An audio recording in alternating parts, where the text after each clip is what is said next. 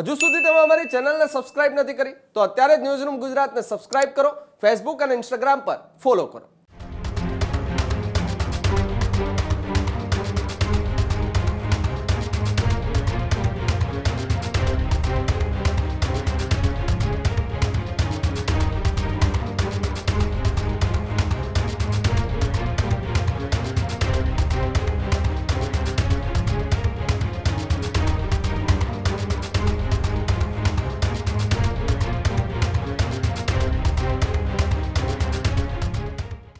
ગુજરાતમાં છેલ્લા 3 દિવસથી મેઘરાજાએ એવો કહેર વરસાવ્યો કે અનેક જિલ્લાઓએ પાણીમાં ગરકાવ થઈ ચૂક્યા હતા.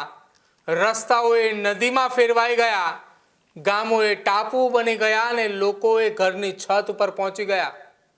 વાહનોએ પાણીમાં ડૂબી ગયા. પરંતુ આ મુશ્કેલ સમયમાં ગુજરાત પોલીસ, એનડીઆરએફ, એસડીઆરએફ અને આર્મી જે ગુજરાતની જનતા માટે દેવદૂત બનીને સામે આવ્યું છે. આજે અમે તમને બતાવીશું રાજ્યના કયા જિલ્લામાં કઈ ટીમ પહોંચી અને કેટલા લોકોને બચાવ્યા. ગુજરાત પોલીસ જે દેવદૂત બનીને સામે આવી છે તેને લઈને અમારા વિશેષ અહેવાલમાં. અમદાવાદ શહેર અને જિલ્લાની અંદર વરસાદે છેલ્લા ઘણા વર્ષોનો રેકોર્ડ તોડી નાખ્યો. અમદાવાદના ગ્રામ્ય પંથકના આંબલી, ઘુમા, બોપલ સાથે જ શહેરી વિસ્તારના સરખેજ, બાવળા, ચાંગોદર અને સાણંદ વિસ્તાર કે જ્યાં આખા એ પાણીની અંદર ગરકાવ થઈ ચૂક્યા હતા. સૌથી ગંભીર પરિસ્થિતિ એ બાવળા નજીક ગેલોપ્સ ઇન્ડસ્ટ્રીયલ પાર્ક વિસ્તારની અંદર સર્જાઈ કે જ્યાં લોકો કલાકો સુધી પાણીની અંદર ફસાઈ ચૂક્યા હતા. પરિસ્થિતિ ગંભીર બનતાની સાથે જ અમદાવાદ ગ્રામ્ય પોલીસ, એસડીઆરએફ, આર્મી, ફાયર બ્રિગેડે સંયુક્ત કામગીરી કરી રેસ્ક્યુ ઓપરેશન ચલાવ્યું.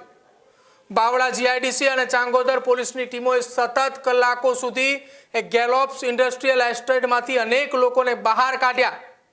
જ્યાં અમદાવાદ જિલ્લા પોલીસ વડા ઓમપ્રકાશ જાટ અને સાથે જ સાણંદ ડિવિઝનના ડીવાયએસપી નીલમ ગોસ્વામીએ સતત નજર રાખીને બેઠા હતા કે એક પણ વ્યક્તિ રાહત અને બચાવ કામગીરીની અંદર રહી ન જાય. જે જગ્યા ઉપર ચાલીને જવું પણ મુશ્કેલ બની હતું એ જગ્યાએ અમદાવાદ ગ્રામ્ય પોલીસ પહોંચી અને લોકોને સ્થળાંતરિત કર્યા. બીજી તરફ વૈકલ્પિક વ્યવસ્થા કરવા માટે અનેક અમદાવાદથી રાજકોટ, અમદાવાદથી વિરમગામ સુધીના જે રસ્તાઓ બંધ હતા, જ્યાં પાણીનો પ્રવાહ સતત વધી રહ્યો હતો, એ વિસ્તારની અંદર વૈકલ્પિક રૂટ શોધી વાહન વ્યવહાર ફરી એકવાર શરૂ કર્યો હતો. જો કે સમગ્ર રાજ્યમાં સૌથી મોટા રેસ્ક્યુ ઓપરેશનની વાત કરવામાં આવે તો નવસારી નજીક સૌથી વધુ રેસ્ક્યુ ઓપરેશનની જરૂર પડી હતી કે જ્યાં વરસાદે વિનાશ સર્જી દીધો હતો. અનેક ગામોની અંદર ચારે તરફ પાણી ઘેરાયેલા હતા. જો કે સરીખુદ એક ગામમાં 67 લોકો એ પાણીમાં ફસાયા હતા, જેમાં મહિલાઓ અને બાળકો પણ હતા. ત્યારબાદ એનડીઆરએફની 6ઠ્ઠી બટાલિયન પહોંચે છે અને તમામ લોકોને સુરક્ષિત બહાર કાઢે છે. ગણદેવીમાં 30થી વધુ કામદારોએ ફસાયા હતા કે જ્યાં ભારતીય કોસ્ટગાર્ડના હેલિકોપ્ટરે તેમને એરલિફ્ટ કરીને તમામને બચાવ્યા. નવસારી જિલ્લાના કલેક્ટર મનીષ ગુરવાણીએ સંકલન કરતા રહ્યા હતા કે જિલ્લાની અંદર કયા વિસ્તારમાં કેટલી પરિસ્થિતિ ગંભીર છે. દક્ષિણ ગુજરાતમાં સૌથી વધારે વરસાદ એ વલસાડ જિલ્લામાં નોંધાયો, જ્યાં દમણગંગા પાર અને ઔરંગા એ 3 નદીઓએ ભયજનક સપાટી પર પહોંચી. અનેક ગામોની અંદર પાણી ઘૂસ્યું અને આ સ્થિતિમાં 70 આર્મીના જવાનો, એનડીઆરએફ, વલસાડ જિલ્લાની પોલીસની ટીમ, ફાયર વિભાગ તમામ લોકોએ મેદાને ઉતરે છે કે જ્યાં જિલ્લા કલેક્ટર નીતિન સાંગવાન એ સતત મેદાને રહી કામગીરીનું નેતૃત્વ કરતા રહ્યા અને સાથે સાથે રાજ્યના નાયબ મુખ્યમંત્રી હર્ષ સંઘવી પણ વલસાડ અને નવસારી જિલ્લાની અંદર સતત લોકોની વચ્ચે રહ્યા. જો કે આ તમામ પરિસ્થિતિની વચ્ચે ગુજરાત પોલીસના અનેક જવાનોએ પોતાની કામગીરીની અંદર સતત જોડાયેલા હતા. સતત જોડાયેલા કામગીરીની વચ્ચે હવે અમદાવાદ શહેરની અંદર પણ અમદાવાદમાં નવા પોલીસ કમિશનર અનુપમસિંહ ગેહલોત કે જેઓ પોતાની કામગીરી એ સુરતની અંદર બકાયદાએ નિભાવી ચૂક્યા છે. થોડા દિવસો પહેલા જ સુરતની અંદર જે પૂરની સ્થિતિ હતી એ દરમિયાન જ્યારે સુરતના ચૂંટાયેલા પ્રતિનિધિઓ ક્યાંય ન હતા, એ દરમિયાન સુરત પોલીસ હતી. અને આજે અમદાવાદની અંદર એવી જ ઘટનાઓ બની. અમદાવાદની અંદર મેયર સહિતના એ નેતાઓએ શહેરના સૌથી હાઈ ક્લાસ એ બોપલ સહિતના વિસ્તારોની અંદર હતા કે જ્યાં સતત પાણી ભરાયેલા હતા. બીજી તરફ અમદાવાદ શહેરની પોલીસ કે જ્યાં અનુપમસિંહ ગેહલોતના નેતૃત્વમાં એ શહેરના ઓઢવ વિસ્તારથી માંડીને અમદાવાદના વેજલપુર, સરખેજ સહિતના વિસ્તારોમાં સતત મેદાને હતા. એક એક વિસ્તારની અંદર અમદાવાદ પોલીસે બંધ પડેલા વાહનોને એક તરફ મૂક્યા છે. જ્યાં બાળકોએ ફંસાઈ ચૂક્યા હોય, મહિલાઓએ ફસાયેલા હોય એ તેમને રેસ્ક્યુ કરવાની કામગીરી કરી છે. ન માત્ર અમદાવાદ પોલીસ આટલે સુધી ઊભી રહી, પરંતુ આવનારા 24-48 કલાક દરમિયાનની કામગીરી પણ અમદાવાદ પોલીસે કરી.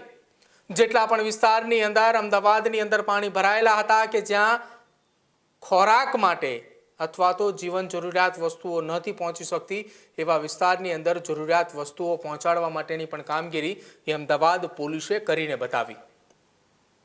ગુજરાત પોલીસના તમામ જવાનો કે જે સતત છેલ્લા 48 કલાકથી પોતાના પરિવારને ચિંતા કર્યા વગર ગુજરાતનો જનતાએ તેમનો પરિવાર છે એ વિચારીને જે કામગીરી કરી રહ્યા હતા એ તમામ જવાનો હજુ પણ ખડે પગે છે. ન માત્ર અમદાવાદ, વલસાડ, નવસારી, સુરત, પરંતુ બીજી તરફ રાજ્યના એવા અનેક જિલ્લાઓ છે કે જ્યાં સતત વરસાદી પરિસ્થિતિની વચ્ચે પોલીસ મેદાને છે. જેમાં વાવ-થરાદ, બનાસકાંઠા, ભાભર, પાટણ જિલ્લાના રાધનપુરની વાત કરવામાં આવે કે સહિત દક્ષિણ ગુજરાતના તમામ જિલ્લાઓ જ્યાં હજુ પણ ગુજરાત પોલીસનો એ જવાન પોતાના પરિવારની ચિંતા કર્યા વગર ગુજરાતના એ દરેક પરિવારની ચિંતા કરી રહ્યો છે. આજે એટલા માટે આ ગુજરાત પોલીસની વાત મૂકી રહ્યો છું કેમ કે છેલ્લા 48 કલાક કરતાં પણ વધારે સમયથી જે ગુજરાતની અંદર વરસાદે તારાજી સર્જી છે એ તારાજીની વચ્ચે ગુજરાત પોલીસનો એક પણ જવાને પોતાની જવાબદારીમાંથી ક્યારેય ડગ્યો નથી. 48 કલાક વીત્યા છતાંય આ જવાન એ હજુ પણ ખડે પગે છે. સલામ છે એ જવાનને, કેમ કે આજે જ્યારે એ ગુજરાતની જનતાને જરૂર હતી ત્યારે એ ખડે પગે હતો.